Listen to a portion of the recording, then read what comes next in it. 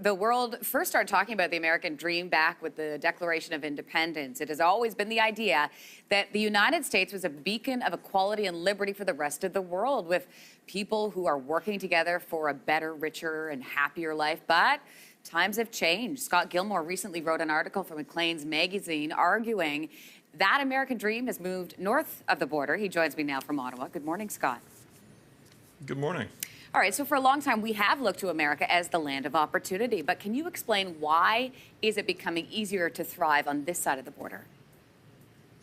Well, no matter how you define the American dream, life, liberty, and happiness, or a college degree, a car, and a nice house, all of those things are easier to achieve now in Canada. We live longer here, we're more educated, and we're educated at a lower cost. We have more employment. Those jobs have more vacation time. They're allowing us to enjoy things like having more housing.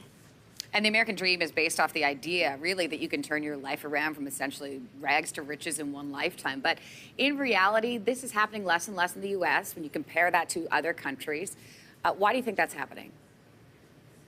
Yeah, you're absolutely right. America is seen as the land of opportunity. But when you take a look at the statistics, at the likelihood that you're going to go from the lowest quintile, you're going to be born into poverty, and that you're going to eventually achieve some form of wealth, that happens twice as likely in Canada. And there's also no correlation, or much less correlation in Canada, between the wealth of your family and what you end up making when you enter the workforce. We were just showing a graphic up there on the screen. If we could bring that up again, I wanted to flag education as something. You see there, we're showing that 59% of Canadians have a college degree, 46% of Americans comparatively. So let's talk about education. What role does that play, specifically private education versus public on both sides of the border? That plays a huge role. In Canada, good education is actually much more accessible than it is in the United States, and is accessible across ethnic groups and across income lines.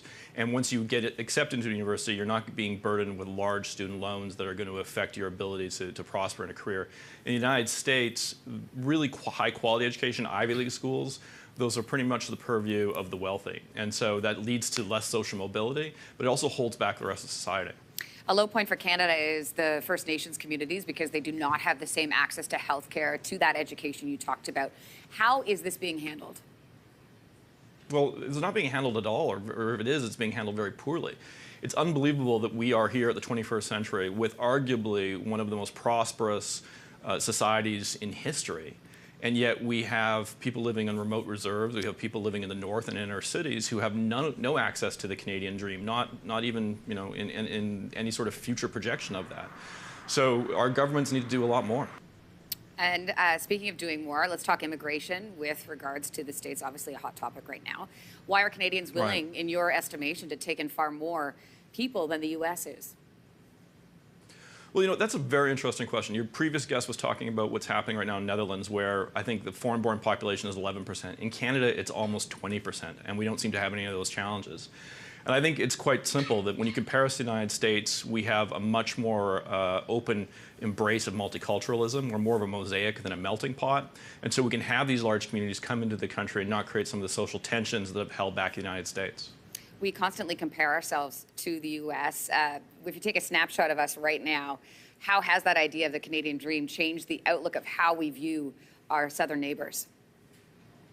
Well, I do think we need to look in the mirror and feel a little bit proud of ourselves. This is a place where the poor can become wealthy and where we can all lead healthy lives and full and rich lives. But still, the United States is where you go to become great. If you're a scientist, if you're an actor, if you're an artist, eventually you're going to end up in New York if you want to change the world. And so I think Canada should be a little bit more ambitious about what we do at the top end of the scale and not quite so smug about what's going on in the middle. And that's what it looks like right now. How do you see this comparison in, say, 5, 10 years from now? Well, there's a lot of concern that the Donald Trump presidency is going to tip over the apple cart in the United States. But I think that a lot of these trends go back 30, 40, 50 years or even longer. And so we will continue to see America will continue to be a good place to live. There will continue to be opportunity. But I think countries like Canada and some of the Scandinavian countries are going to continue to outpace the United States. Thank you so much for joining us this morning, Scott. Really interesting stuff. My pleasure.